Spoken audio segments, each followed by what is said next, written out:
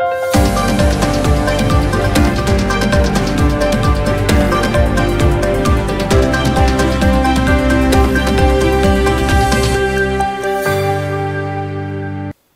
मी प्रियंका. शंखनाद न्यूज चॅनलच्या मराठी बातमीपत्रात आपलं स्वागत करते. पाहुयात आजच्या काही मुख्य बातम्या.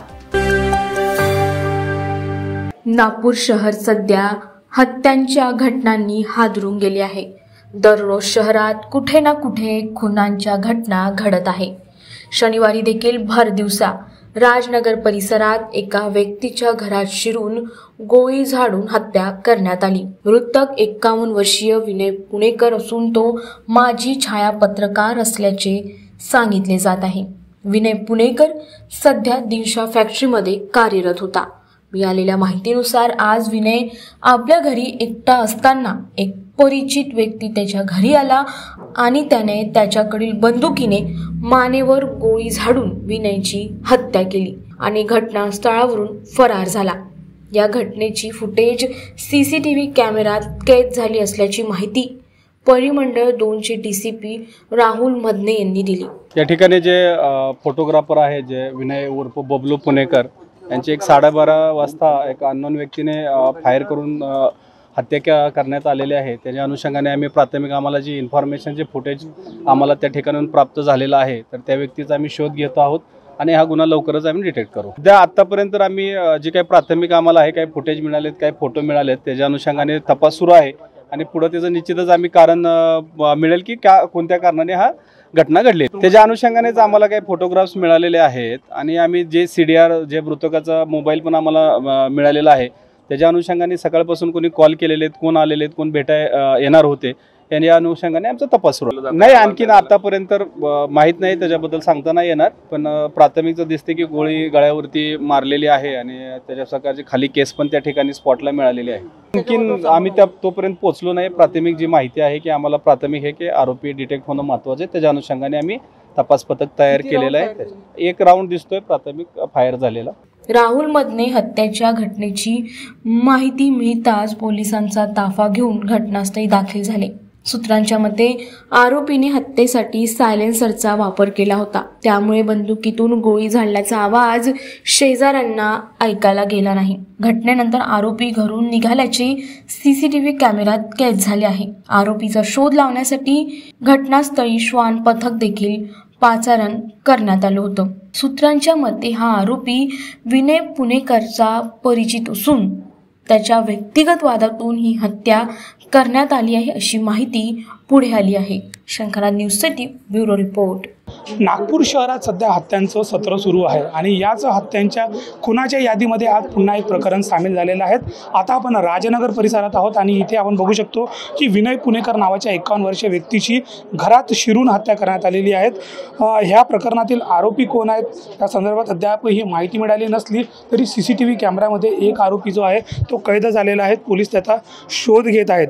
ही हत्या का करण्यात आली आणि या हत्यामागचं नेमकं गूढ काय आहे हे सध्या पोलिसांना त्याचा सुगावा लागत आहेत. मात्र शहरात वाढत असलेल्या हत्या ज्या आहेत त्या थांबणार आहेत की नाही अशा प्रकारचा एक मोठा प्रश्न नागपूरकरांच्या मनात उपस्थित झालेला आहे. कॅमेरा पर्सन प्रवीण दुपारे सह सनी भोंगाडे, शंखनाद न्यूज, नागपूर. उत्तम आरोग्य सेवा आणि अत्याधुनिक सोयीसुविधांच्या आधारावर इंदिरा गांधी शासकीय वैद्यकीय महाविद्यालय हे केवळ नागपुरातच नव्हे तर देशातील आघाडीचे हॉस्पिटल व्हावे अशी अपेक्षा केंद्रीय रस्ते वाहतूक व महामार्ग मंत्री नितीन गडकरी यांनी केली. मेयो रुग्णालयात आयोजित भूमिपूजन व लोकार्पण सोहळ्यात नामदार नितीन गडकरी बोलत होते. मेयो रुग्णालय येथे रुग्णसेवेकरिता 500 खाटांच्या रुग्णालयाचे भूमिपूजन तसेच नवीन शवचिकित्सागृह, प्रतीक्षागृह, रुग्ण विभागाचा विस्तारित नोंदणी कक्ष या इमारतीचे लोकार्पण गडकरी यांच्या हस्ते करण्यात आले. यावेळी आमदार विकास कुंभारे, माजी महापौर दयाशंकर तिवारी, भाजप नेते जयप्रकाश गुप्ता, जिल्हा अधिकारी डॉक्टर विपिन इटनकर, वैद्यकीय शिक्षण विभागाचे संचालक डॉक्टर दिलीप म्हैसेकर यावेळी प्रामुख्याने उपस्थित होते. मेयो हे नागपूरच्या इतिहासातील सर्वात जुने हॉस्पिटल आहे. पूर्व, उत्तर व मध्य नागपुरातील गरीब रुग्ण या ठिकाणी मोठ्या प्रमाणात दिसून येतात. येथे 500 खाटांचे रुग्णालय भविष्यात उभे होईल तेव्हा मोठ्या प्रमाणात गरिबांची सेवा होणार आहे. पंतप्रधान नरेंद्र मोदी यांच्या पुढाकाराने सुरू झालेल्या आयुष्यमान भारत योजनेचाही लाभ रुग्णांना मिळत आहे. नवीन इमारतीमध्ये उत्तम सोयीसुविधा, पार्किंगची व्यवस्था, 24 तास पाणी, विद्यार्थ्यांसाठी सोयीसुविधात्मक वसतिगृह, डॉक्टरांची निवास व्यवस्था आदींवर विशेष लक्ष देण्यात आले. नागपुरातील तापमानाचा विचार करता संपूर्ण रुग्णालय वातावरणकुलित राहील याची काळजी देखील घेण्यात आली. शंखनाद न्यूजसाठी ब्युरो रिपोर्ट.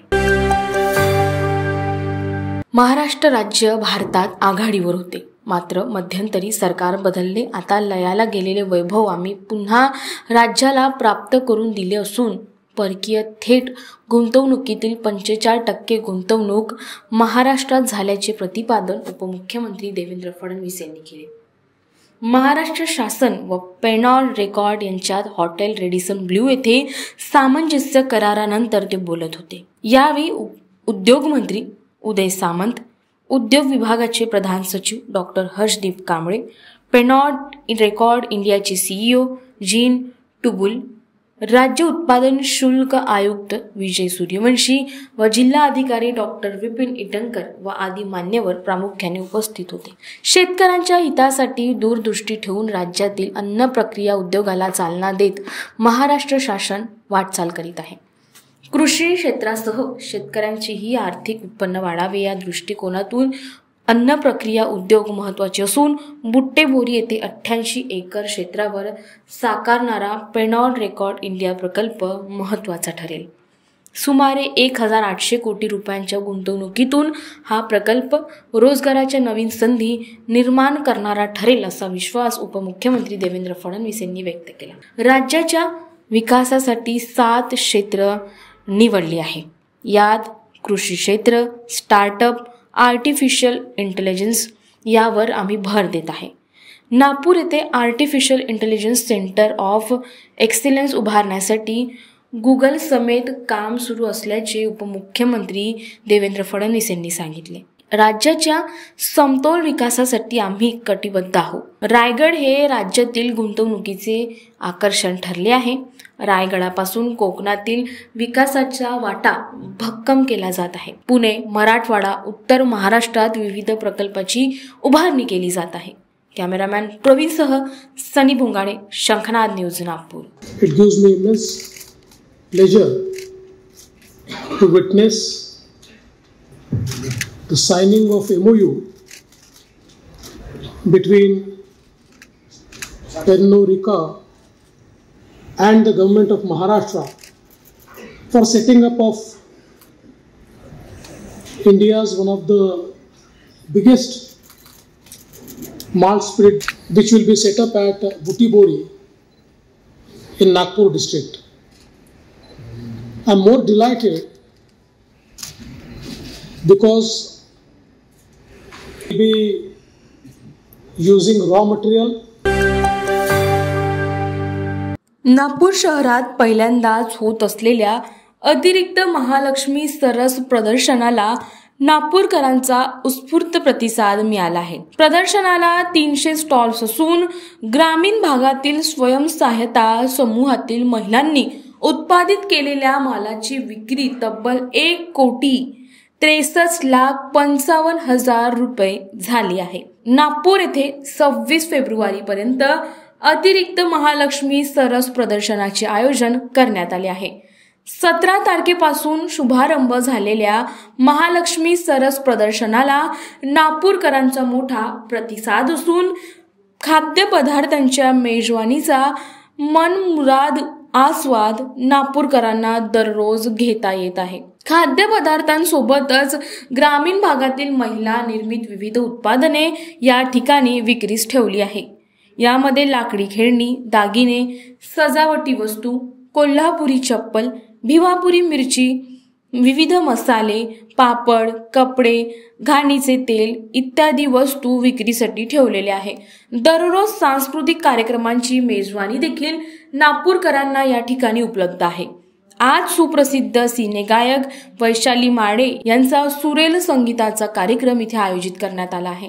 त्याचप्रमाणे ग्रामीण भागातील महिलांना त्यांच्या दैनंदिन गरजा तसेच त्यांचे आरोग्य, कुटुंबातील आर्थिक नियोजन, महिलांना कायदेविषयक सल्ला अशा विविध प्रकारचे प्रशिक्षण देखील इथे देण्यात आले। या प्रदर्शनाच्या कालावधीत आणखीन कोट्यावधी रुपयांची विक्री होईल असा विश्वास जिल्हा परिषदेच्या मुख्य कार्यकारी अधिकारी सौम्या शर्मा यांनी व्यक्त केला। कॅमेरामॅन प्रवीण दुपारेसह सनी भुंगाडे, शंखनाद न्यूज नाव। चंद्रपूर पोलिसांनी आजपासून नवचैतन्य उपक्रम आयोजित केलाय। या निमित्ताने जिल्ह्यातील पोलीस पाटील कार्यशाळा व पोलीस महोत्सवाद्वारे सामान्य जनतेशी संवाद साधण्याचा प्रयत्न केला जात आहे।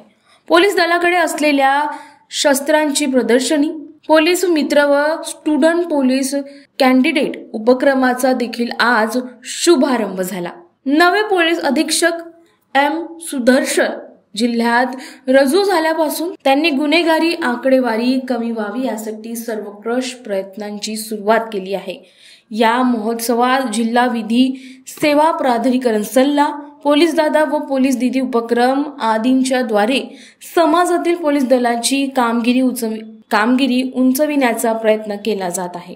शंखनाद न्यूजसाठी ब्युरो रिपोर्ट। आज इथं लोकजागरणासाठी सर्व जिल्ह्यातील पोलीस पाटलांचा संमेलन आयोजित केलं, ज्याला नवचैतन्य नाव दिलं, न्यू बिगिनिंग। आता आपल्या कायदा सुव्यवस्थेच्या परिस्थितीमध्ये समाजाने सुद्धा सहकार्य करावं। मग ज्यामध्ये साधारणतः तंबाखू असेल, दारू असेल, असं व्यसन नशामुक्ती, दुसरीकडे वाढणारे अपघात लक्षात घेऊन या संदर्भामध्ये हेल्मेटचा वापर आणि ज्या ठिकाणी गुन्हे घडतात त्या तपासामध्ये मदत करत गुन्हेगाराची माहिती स्वतःहून लोकांनी द्यावी, यासाठी एक विश्वासाचं वातावरण निर्माण करण्यासाठी आज या नवचैतन्य पोलीस पाटील कार्यशाळा व पोलीस महोत्सव 2024चं आयोजन केलं आहे। त्यामध्ये असणाऱ्या पोलिसांच्या हत्याराच्या बद्दलची माहिती दिली आहे, व्यसनमुक्तीच्या संदर्भात माहिती दिली आहे, पोलिसांच्या कार्याच्या बद्दल माहिती दिली आणि यासोबत पोलीस पाटलांना अधिकार, कर्तव्य, जबाबदाऱ्या या संदर्भात सुद्धा एक मार्गदर्शक पुस्तिकेचं विमोचन करून देण्यात आलं आहे। तर हे होतं आजचं बातमीपत्र। पुन्हा भेटूयात पुढील बातमीपत्रात। तोवर बघत राहा शंखनाद आवाज सत्याचा। नमस्कार। सर्व प्रकारच्या पाळीव प्राण्यांसाठी अत्यंत गुणकारी इनोटॉक्स पौष्टिक आहार, नैसर्गिक वापरा, केमिकल टाळा। इनोटॉक्ससह रोगराईस आळा घाला। पशुखाद्य टेक्नॉलॉजिकल ऑडिटिव्ह उत्पादनासाठी महाराष्ट्रातील सर्व जिल्हे व तालुक्यात डीलर्स नेमणे आहे। अधिक माहितीसाठी संपर्क करा 8446625542 738775157।